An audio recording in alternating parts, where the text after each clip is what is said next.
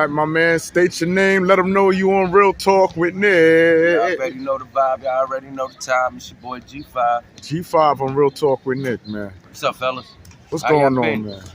We missing y'all out there. I know. We've been All right. out here. I've been watching. Talk to me, man. What you think about these Knicks and what they trying to pull off this off season, man? This off season. Let's start with the Mikal Bridges. Let's start there. Well, Mikal Bridges is good add-on. Just made us more of a depth team. In what way? OG. In what way did it? Now we got everything that Boston has. What makes New York Knicks a depth team? Our starting five is good, and then you look at the bench players coming off the bench. We got a good three coming off the bench. So it's like that could start. That proved that they could start. Josh Hart, DiVincenzo, they come off the bench. That's the energy and the heart right there for the second unit. Then we got the new draft pick. That boy, he nice. Draft pick we picked up. You talking about that German kid? No, the kid from Marquette. Okay. Kid from Marquette, he nice. He's an assist. He passes, not shoot. Ain't scared to shoot it. So McBride got to watch out for him because he's gonna make a rise, trying to make a name for himself. So you telling me that McBride is starting to become trade bait? Yeah, McBride is trade bait. I've been hearing a lot of talk with McBride in it. Because some teams need a backup, but what center we gonna get? Like, I just don't know why we just don't pick up a center. Like, just pick up. It don't matter who it is. Pick up a center. Just get a center. Sign them, even if it's a veteran. But we did just hire a new coach, so new assistant coach is good. Brian got a good career. I'm hearing a little something in the whispers that the Knicks plan on overpaying Precious. Overpaying Precious to use him as a bait to get a better player out the draft for the money to match. Do you think that's a smart move? Overpaying him is overpaying. We got enough money to play with, thanks to JB. So we got money to play with. Look like the Knicks is gonna play with some money. McBride talk about he's gonna take an extension and extend, and he's gonna give a discount. So that's more money to play with. Julius might even take the extension. That's why I'm listening to all of Julius trade him. The Knicks ain't getting rid of that thing. They can't afford to. They could afford to do it. Nobody want who gonna pick him up? It ain't about who gonna pick him up. I think he got to get his trade value up if they're gonna do that. Nah, his trade value there. It ain't that. It's more. We keep hearing it, and they not throwing them in the trades. Because I believe teams would have been big before Julius, especially one of these champions contender teams like the Lakers. To be exact, they would have did something. One of these contender teams would have tried to get them. Now I'm gonna ask you something, my brother. We gave up a lot to acquire Mikal Bridges. Yeah. Do you think it was worth it? You think it was an overhype, man? Overkill, man? Well, I mean, like I said, he averaged the same thing as RJ. RJ averaged his second year last year. Cut it out. RJ never averaged 25 points. He didn't average 25. He averaged 19.7. Mikal Bridges averaged 19.7 points last season on the Brooklyn Nets. Okay, I thought it was 25. No. Okay. So it's the same thing as like RJ. It's just that he ain't scared to shoot, and he could shoot that three. And those four on the court together, since they played together, they have a certain bond. So it's just different. That's why a lot of teams are scared. That's why they went the way they went. 76ers racked up on everybody, grabbed everybody they could grab, every name possible, just to grab them, to make it look good, because they know they had to do something. Because the Knicks done made power moves. So when they made those power moves, they left the rest of the East like, oh shit, what we gonna do? Trading. Nobody gonna want to trade with the Knicks to make them more better. Are you crazy? Owners. If I was an owner, I'm not gonna trade them with get that. So when we speak of the Knicks, right? Compared to what they doing this off season from last season, where did they improve at? According to the moves you see them trying to orchestrate. Shooting guard. Our starting shooting guard is way better starting shooting guard. That's where we improved at, the shooting guard position. With the draft pick that we picked up from Marquette, if he plays, if he's actually get rotation in the game, and he proved to coach that he can play that defense. Let's see what happened with Sims. See, my thing is Sims, because Sims gonna have to do something. But that's why I said I like the move that the Knicks did just yesterday when they signed the assistant coach, and he's the big man coach. So that means they got Sims gonna be working with Bryant. So that's a good fucking pickup as a big man coach. We just ain't gonna have the backup. But we could play small ball. Julius could go down there and play the 5. We could play the small ball. And have who? Precious backup? And Precious, no. If Julius played the 5, who gonna be the 5? Who gonna be his backup? Play the 4. Hart played the McBride. Bridges could play the 3 or the 2.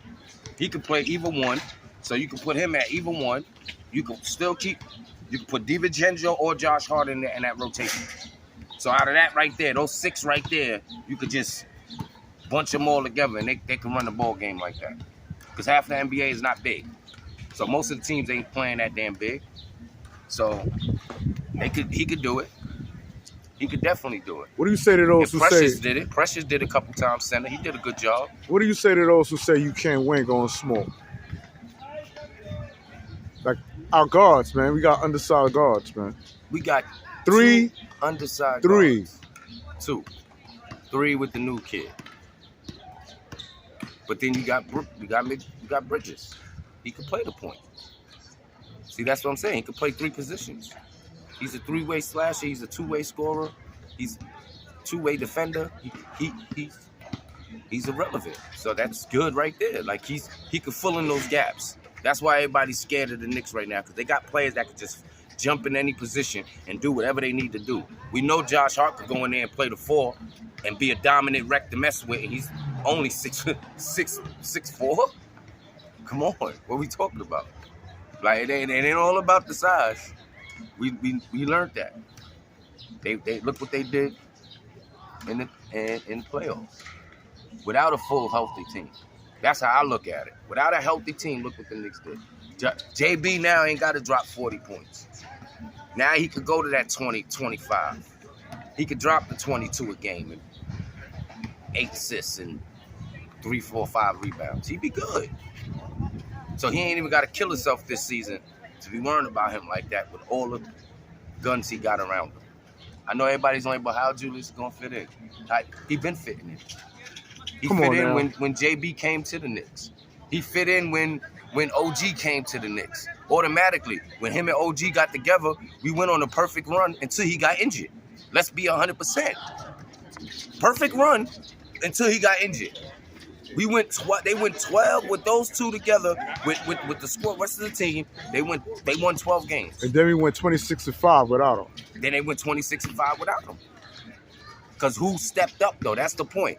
Who stepped up? Who said I have to put this on my back and drop 30+ a game every night to win? JB. That's the reason. He said just what I was saying. You need to get that. You got to go 30-30 every game. Every goddamn game, you got to give 120%. He gave 125 last year. He went the hardest of any. That's why. He just took the pay cut. They got to have a statue of that man somewhere. Who you talking about? JB. That nigga took a pay cut. Yeah, he's going to be the best Knick in Knicks history. Especially if he could get us to the championship. Now, and if we win a ring. Now, speaking. Oh my God, forget about it. Now, he took 37 mil for the next 3 years off the table. Damn. Did he change the game by doing that? Ooh. Because a lot of players is not happy about that. A lot of players ain't doing that. And he knows something that a lot of niggas don't know. He knows basketball. He knows something that his dad's in that front office. His props probably told him, this is what we could do, this. We don't know what enhancements they gave him. He probably not paying for his apartment down in the city. He probably got a house in the Hamptons. We don't know. Trust me, we don't know. There's extra credentials they can get that he probably got. Said, I'll take the pay cut, but get me a house I don't want to pay for my whole time. I'm a Knick. So they get him a big, nice condo downtown, and he ain't never got to pay rent for it. It'd be shit like that. But he did the right thing, because now we could play with some money. We could sign a good player. So basically, JB's paying for a center. JB's playing for a star. Not a superstar, just a star. Because they don't need a superstar no more. See, the Knicks didn't listen to the hoo-ha where everybody said, let's sign a superstar. We need a superstar. Nah, we just needed key players that's going to play together in an organized game the way the Knicks is playing. Now, there's been whispers of Cat, He wants to be on the Knicks. It ain't he wants to be. You know who wants Cat on the Knicks. Tom Thibodeau. Tom Thibodeau wants Cat. See, Cat, he has his guys. That's one of his guys. You think you favor him over Julius? No. He's not hard enough. He can score. We give him that. He can shoot the three. Would Cat gain compliment? He's not a dog. And Julius Randle's a dog. Julius Randle's a dog. Speaking of Randle, man, and I want to talk to my viewers out here, He's a dog. I know the last interview I did had people in a frenzy, and I got to understand something, man. Real Talk with Knick ain't no mainstream platform. Real Talk with Knick is for the fans. That means that you can speak your mind, man. Yeah, you can't have it both ways, man. You can't be have your panties up in a bunch when you hear shit you don't like concerning people's takes. I like it. Now, check this out. I'm learning to be a better journalist and keep my personal opinions to the side. Yeah. Okay. Now, we all know, cat's out the bag, how I feel about Julius. We all know that. But I ain't call that man a bum. I mean, there has been times when I have said it, but I said it out of frustration because I'm really attacking the Julius Randle lovers who want to give him all this accolades. He's nice. There you go. But he's not postseason success. And that's all Knick wants. That's all it is. But I just want to throw something out there. How come when it comes to this man, Julius Randle, he has a fan base. He has a fan base. That's why he's one of those considered one of the. You got to listen. To be an all-star, you got to have fan vote, right? And the fans vote for him more than a lot of other power forwards in the league. Because there's other power forwards that could get it, but do they get it? In the last 3 years, did they get it? He only played 43 years and he made All-Star. 43 games he only played and he made All-Star. That tells you enough that his fan base here in New York alone, because I believe it's New York, because he ain't played that good. No other team. I don't care what nobody said. He played good with Kobe a little bit, but they ain't get nowhere. He played his best basketball is here in New York. So what was your take when you heard that last interview breakdown, Julius Randle? I just thought it was wild. I said, wow, he really think that? And I had to laugh. Because I said he calls him a bum. But I hear a lot of people call him a bum. Now, let's stop there. 3-time All-Star, right? Yeah. On one side, and then on the flip coin side, you got fans who's disappointed with his style of play, man. I know why they mad. Remember, he said what he said to them. He said what he said. Then a lot of people turned to him. It is what it is. But if they go watch a couple podcasters and go do some research, y'all see a different person. Y'all see a different player. Y'all see the real player. Then y'all make y'all decision. Go to Carmelo's podcast where he's on Carmelo's talking about the Knicks. Watch how he praised the Knicks. Watch how bad he wants to win more than y'all think he wants. Knicks fans don't want lip service, man. You telling me what the man is saying? We want to see. We want him on that. We want to see it, but I'm saying you have to look and do the research and look up things and see things. Like see him working out with Carmelo. Niggas don't even know this whole summer he's been working with Carmelo. He's working with Carmelo Anthony. Right now, he's working with Carmelo Anthony. Y'all could go on YouTube and put Carmelo Anthony, Julius Randle workouts. You see the tapes. They're floating around. And he's looking kind of like a problem. I hope Melo ain't teaching him how to ISO. Yes, he is. You already know that. What the fuck he is. He's the best ISO scorer in the NBA, hands down. And this is what Knicks fans complaining about, that he ISOs the ball. Listen. So now Melo's going to make him a 2.0 ISO player? So who is going to do the ISO player teaching the other ISO player? Every team has an ISO player on their team. But he slows the offense down. He's not Melo. You have to slow the offense down. You don't always got to be on the go. Sometimes you got to slow the offense down. What they going to do? Double team him? They can't do that no more. Just like they can't double team JB no more. It's too many offensive killers on the court at one time now. So trust me, 2 dribbles. Remember, he used to do more than that. With Carmelo, he was working on a 2-dribble pull-up or layup. That's what you work with when you with Carmelo. Because Carmelo's the best one-on-one, hands down. Between him and KD, hands down. 1-2 dribbles and find your shot. Because that's all you seen them doing. 1-2 dribbles or post, triple fade, and that's all you seen them doing. So that means they're working on a specific type of work that he's not normally used to. And that's what you can see, by the way. He's not normally used to that. That he went there and worked out with Carmelo Anthony.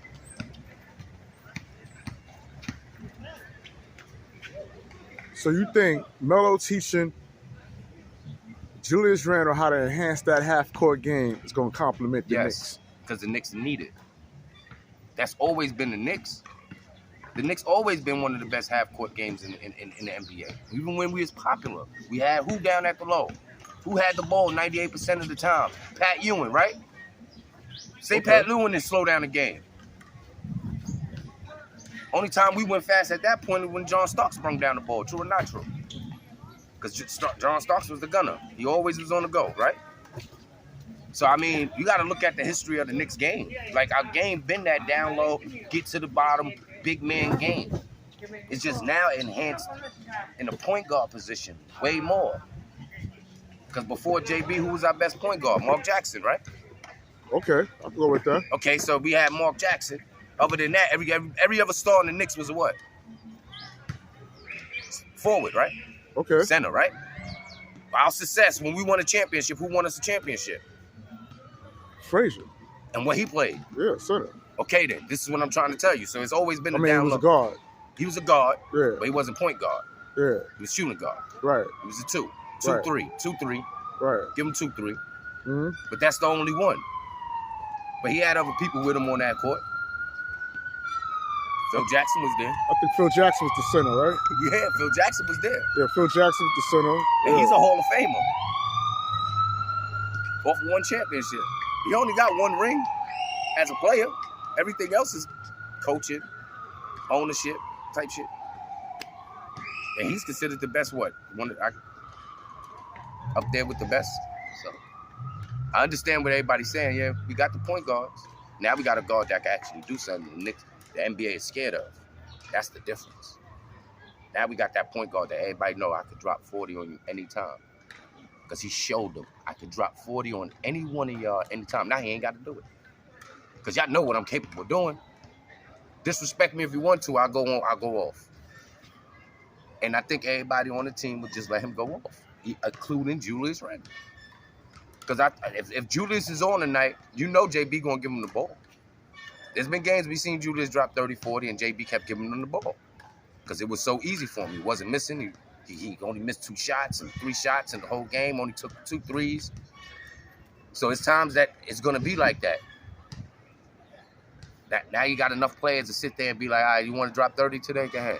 If Randle doesn't have a successful season this upcoming. If he don't sign an extension, he's a free agent next year. It's that simple. So if he don't sign an extension, there's nothing the Knicks to worry about. If the Knicks let him walk out, then he walks out. That's it. That's why I don't understand why everybody throwing the Julius head. Yeah, I think you really think a team's gonna trade with the New York Knicks, even if they throw Julius Randle. I heard they threw Julius Randle and motherfucking Mitchell Robinson in the trade talk, and they still denied that shit. They not gonna. No team is. Owners is gonna get them niggas the fuck out of here. Whatever them niggas is doing, they making us all look bad. By the way, what they just did this summer. The whole play from last year, from when we did all that action we did. Who was the most talked about team to be talked about the last 16 months? The New York Knicks, right? Absolutely. You think teams will hear that right now? We went from the trashiest team in the NBA to one of the trashiest teams in the NBA for a little minute. Then we booed our way up. And now we making power moves like that. And it ain't even over yet. That's the craziness. It's not over yet. Talk to me the role of Mitchell Robinson, man. How important is his role? He's going to be starting again, but I just hope he don't get injured this year. That's the whole point with Mitch. Like, Mitch always injured. And that's the only problem. That's the only problem. I wish JB would have been able to take that pay cut before Hardesty left, but the NBA don't work like that. So. Okay, and Tom Thibodeau, as a Knicks head coach, he took an extension also. 3 years. 3 more years, man. He earned that. As much as you didn't want him here, he earned that. You got to give it to him. He put all of us naysayers, shut us up. He shut us up. He's saying he bad, he's overplaying his players, this, that, and the third. But it paid off. Because he unleashed a couple animals out that list. By him doing that. He got the Knicks in discussion, man. He got when you talk NBA discussion. Basketball, you know you gotta say the Knicks. You gotta say the Knicks. So it's I give him that. For him to do that, the way of style he's still playing, the same way of coaching, that the old school coaching mentality, it's working. And everybody bought into it. So it's like even more. And it's weird because it seemed like Julius wasn't rocking with it at first. But now it seemed like once they got rid of IQ and JR, it's like... Oh, you mean Barrett? Yeah, once he got rid of them two, it's like he jumped the board. And he jumped the board. And everybody else jumped the board, but it ain't nobody else really there that was there from that Knicks team. This is a whole new team. There's only 2 players that was on the Knicks. From any draft class from the last 5 years, there's only 2 players on the Knicks. Everybody else is brand new. So they already pushed everybody out. And they did it sneakily and quietly if we really look at it, because nobody really noticed that, right? Nobody noticed that there's only really 2 players on the Knicks. That was on the Knicks when we was doing that. There's only 2 players. And that's the power forward and the center. McBride came 2 years ago. He just got that rookie extension. So other than that, everybody else is new. Now with all these new signings, right? When we speak it out of the guards, is this going to hinder the growth when we speak of McBride? Yeah, because McBride's in the trade talks. So I believe by the trade deadline, McBride's going to be gone. McBride going to be gone. Another guard's going to be gone. Probably Pelucia, whatever that dude name is, he's going to be gone. Yeah. See, that's what I'm talking about. Like, we don't settle in with our players, man. Before we do. We did. But like I said before, when they hit a ceiling. But are we mad that we got rid of who we got rid of and we got what we got? That's the question. Because we just gave the man $215 million. He's the highest paid Knick player on the team. So, I mean, you got to make it make sense, too. Yeah. Now I want to mention OG and Anunoby. Does OG and Anunoby play a defensive game when we speak of that? Yes. Dennis Rodman? Of a Dennis Rodman? Yeah. Nobody would be Dennis Rodman. You don't think if Dennis Rodman and OG and Anunoby? Nobody could be Dennis Rodman. Dennis Rodman was a different person, different breed.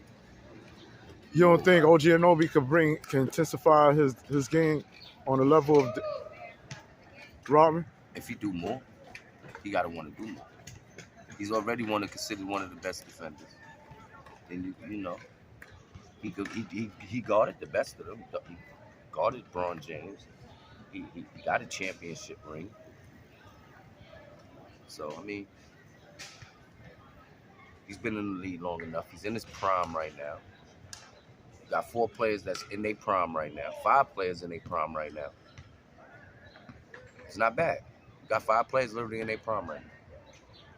So, is it a good look? Yeah. Do we need a little more? Probably so. Can we beat Boston now? Yeah. Boston is worrying about us. Everybody's saying the 76ers is worrying about us. That's why they went the way they went. So we the most talked about team in the East. We the favorites. You see the numbers. Look at it. You go on any of the betting apps right now, you're going to see New York Knicks number 2 to win the champ for the East. But you're only good as your coach. Coach is going to do what the coach do. We already know what he's capable of doing. Just because you got the players, man, now it's up to the coach to utilize the players he got, man. But he's utilizing them. And now he got more players to utilize. Do you really think he's not going to put McBride on that court? You really think he's not going to put Josh Hart on that court? You really think he's not going to put DiVincenzo on that court? You really think he's not going to run Mikal Bridges and give him the max minutes? Really not? You think he's not going to do that? Yeah, but even when he do that, like I said, these players can actually play different positions. So what? DiVincenzo go play the 1. Now we got big guard. Now we go big guards. You got DiVincenzo playing the 1. You got him the 2. You got Josh the 3. You got OG the 4. You got what's his name the 5. Julius the 5. Then you switch it up. JB. It don't matter. That's why everybody's worrying about the Knicks, because they could just switch it up at any moment. Most of those players can actually play multiple positions. From Josh Hart, OG, DiVincenzo can play 1 through 2, and sometimes 3, because he's rough enough to do it. Julius can play the center to the 4 and the 3. So you see what I mean? Like, you got players that actually can play multiple positions at one time. And you got on each one of them, at least 3 of them is defensive players. So 3 of them can lock down the top player on whatever other team that's there. So if you got 2 stars there, don't worry. I got 2 guys that's going to defend them 2 stars and give them a problem. So now your other players got to work. And if your other players don't work, what you got? And we showed that when it came to Philadelphia in the playoffs. We just ran out of steam when it came to the Indiana Pacers. We was out of steam. We was beat. That was it. That's all we wrote. It couldn't be no more. I think we lost to the Pacers due to our free throw shooting. That too, but our free throw shooting was horrible. It was horrible, bro. We couldn't do much. Niggas was tired. You can look at JB tell he was tired, beat the fuck up. Josh Hart was tired, beat the fuck up. DiVincenzo was tired, beat the fuck up. It was a time that they just couldn't go no more. Like, nigga, we done, nigga. Like, we made it this far. Fuck it. We did it. I don't want this, but we too beat up. We was too beat up. Now, I had an interviewer, right? Or interviewee, rather, who said when it comes to Knick injuries, people need to stop putting the blame on Tom Thibodeau. He put the blame on the players. On the players. On what they doing during the off season. Whether they getting their workout on. It's true. You don't hear LeBron James getting injured. He takes care of his body. It's like certain players you don't hear get injured. Then you hear other players, some players is just fragile. Bones is different. But if you really want to be at your best, you make sure that you stay at your best. Sometimes you got to avoid injury. You got to know what you're doing. Sometimes it's unfortunate. All right, man. So any predictions when we speak of these New York Knicks, man? That another trade is coming up. But don't be surprised if it's not who y'all think it is. And the writing's on the wall for who? And don't be surprised if y'all see a big extension from Julius Randle. Say it ain't so. Don't be surprised. Your boy JR, man. If he get a goddamn extension bigger than what y'all thinking. Because he did. He could talk. In the middle of March, in a couple of weeks, he would be talking about extension. August something. And I'm hearing he's supposed to be taking a pay cut, or he's willing to do it. He's willing to. You got 2 other players that's willing to take a pay cut. That means the Knicks done sat down and they done talked. That means the ownership done sat down and talked to these players and told these players what's gonna really happen if they do this and do this and do that. That's the whole thing. You can tell that they're all in this together, as not just a team, as an We never seen the Knicks move like this. Let's be truthful. We never seen the Knicks move like this. You got players willing to come to New York right now and play. The top players in the league. With no problem, they will not mind going to New York Knicks right now. And that's what it is with the one and only my boy G5 on Real Talk with Nick. Y'all? Breaking it down with some Knick Chronicles, y'all. Yes. We Don't out. be surprised. Don't be surprised. Peace.